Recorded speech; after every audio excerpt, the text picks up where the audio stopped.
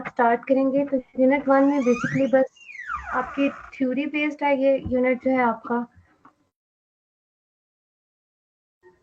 तो कोशिश करें आज आप लोग जो है अपने लॉगिन वाले इश्यूज को रिजॉल्व कर लें। आज प्रॉपर्ली लॉगिन होंगे तो बाकी दिनों में जो है वो ये इशू नहीं आएगा।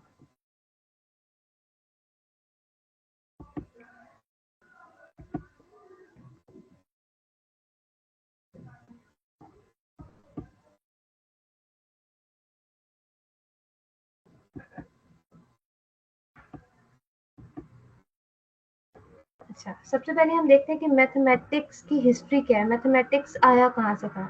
तो मैथमेटिक्स बेसिकली आपका जो है वो नंबर्स से स्टार्ट हुआ था, ठीक है।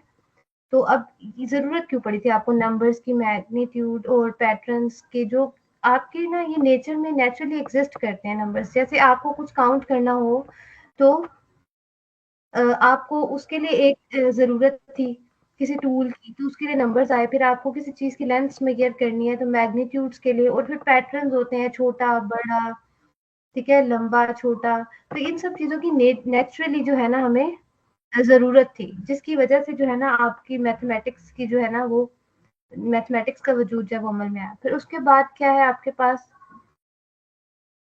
कम या ज़्यादा के हिसाब से जो है ना वो वॉइस स्लो है, वॉइस क्लियर नहीं है, स्क्रीन विजिबल है, स्क्रीन विजिबल नहीं है। स्क्रीन तो मेरी तरफ से विजिबल है।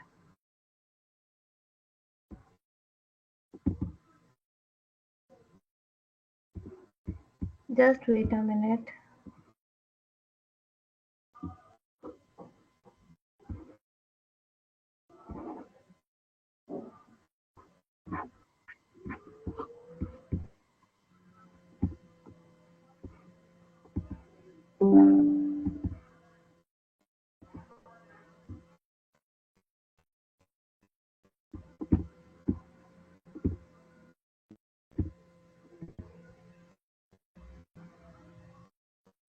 अच्छा, क्लियर है। देखिए ना, ज़्यादातर लोगों को क्लियर है, किसी-किसी का इश्यू है ये। तो अच्छा, हम चलते हैं आगे। नंबर्स के बारे में तो आइडिया हो गया कि नंबर्स की ज़रूरत आपको ये डिस्टिंग्विश करने के लिए कि पहले आप सिर्फ़ इस तरह से डिस्टिंग्विश कर पाते थे चीज़ों को कि या कोई चीज़ कम है या ज़्यादा है, ठीक है?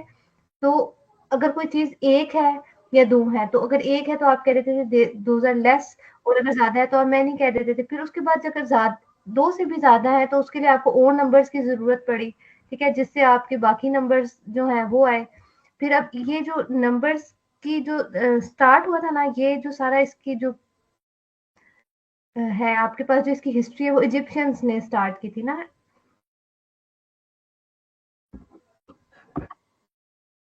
फिर आ जाते हैं आपके पास कितने किस्म की मैथमेटिक्स है। सबसे पहले जो हिस्ट्री में सबसे पहली मैथमेटिक्स थी आपके पास थी बेबीलोनियन मैथमेटिक्स, ठीक है। ये आपके जो है ना क्विज और एमसीक्यू से रिलेटेड जो है ना, ये थोड़ी सी हिस्ट्री जो इम्पोर्टेंट है। बाकी इसमें से आपके कोई जो है लॉन्ग क्वेश्चंस से रिलेटेड कुछ भी नहीं आएगा, ठीक है।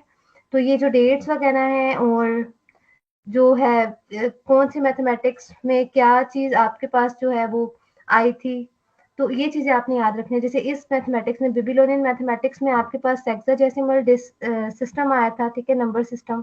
फिर आपके पास सेकंड्स, मिनट्स, ये सब कुछ इंट्रोड्यूस हुआ था सर्कल में बेबीलोनियन मैथमेटिक्स में, ठीक है।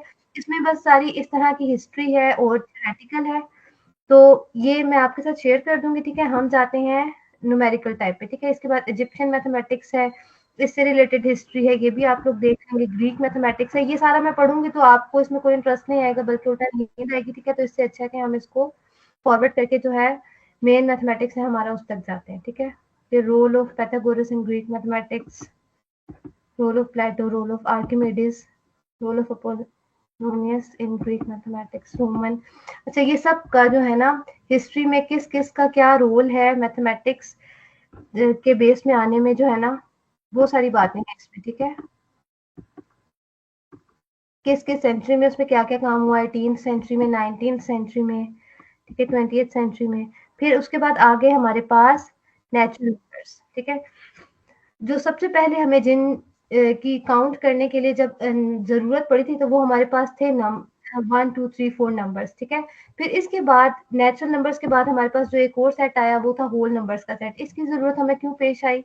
जब देखिए हम चीज़ों को काउंट कर रहे होते हैं, तो बाज़ दफ़ा ऐसा होता है कि हमें कुछ काउंट करना है, हमारे पास जो चीज़ हम काउंट करना चाह रहे हैं, उसमें से कुछ भी अवेलेबल नहीं है।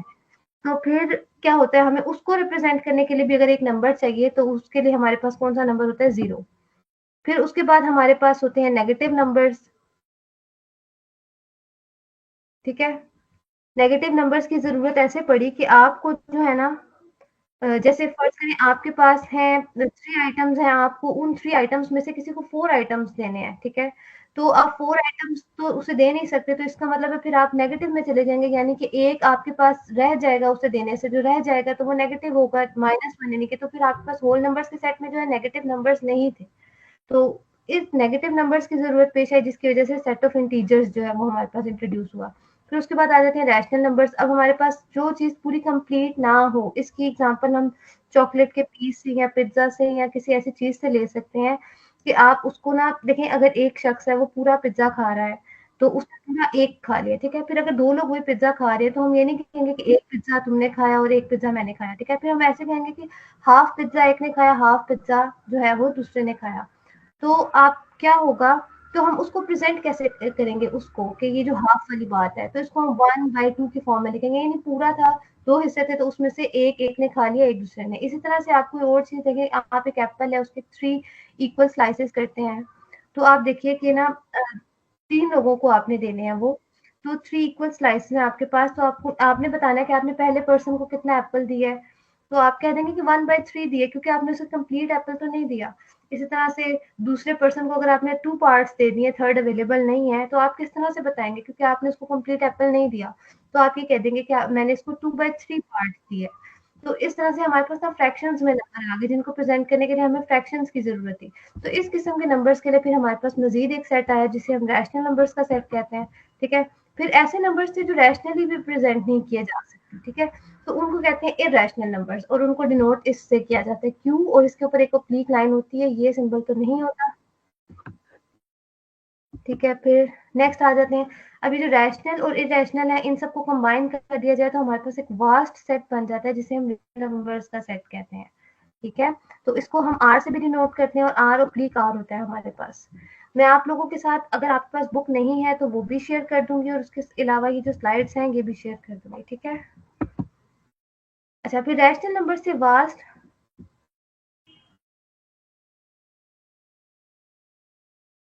रैशनल नंबर्स के बाद हमारे पास एक और उससे वास्ट सेट है।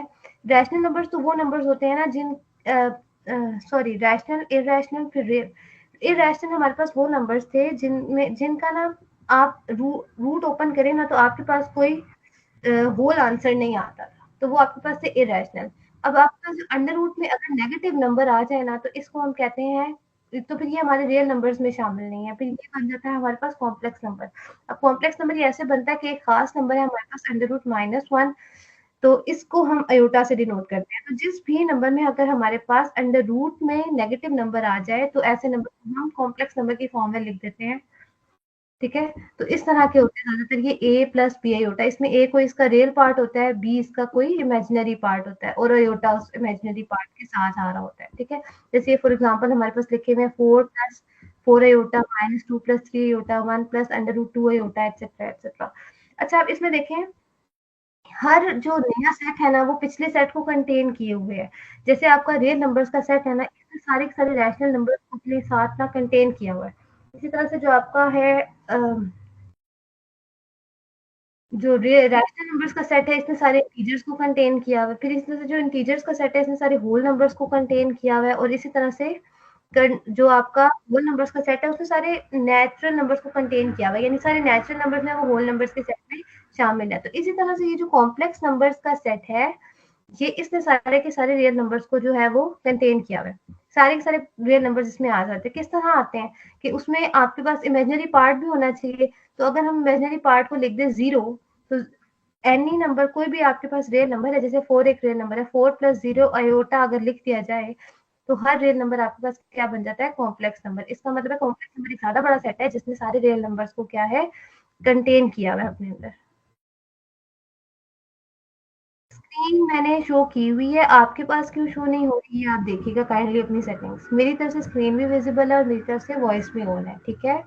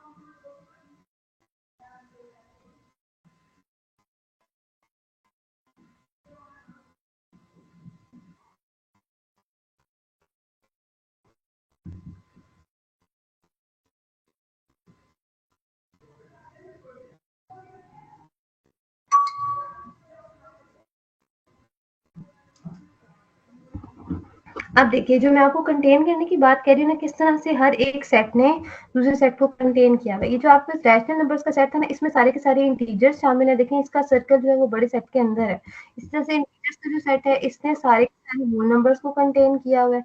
और फिर इसी तरह से जो नेचुरल नंबर्स का सेट है, ये जो है आपका होल नंबर्स के सेट में कंटेन किया हुआ है, ठीक है। लेकिन जो इरेशनल नंबर्स का सेट है ना, ये इसने इन सब में से किसी को भी कंटेन नहीं किया हुआ। ये डिफरेंट है, ये अलग है। और अगर इनको और इनको मिला दिया जाए तो पूरा का पूरा ये जो आपके पास है, ये बन जाता है रियल नंबर्स का सेट। ठीक हो गया? तो इसमें बेसिकली इतनी सी ही बात है, ठीक है ना? इसमें कुछ खास नहीं था। कुछ हिस्ट्री है जो आप लोग रीड कर रहे हैं। अगर मैं वो सुनाना शुरू करूंगी तो शायद सब सो जाए। तो इससे बेहतर है कि हम नेक्स्ट यूनिट की तरफ जाते हैं। Unit number 3।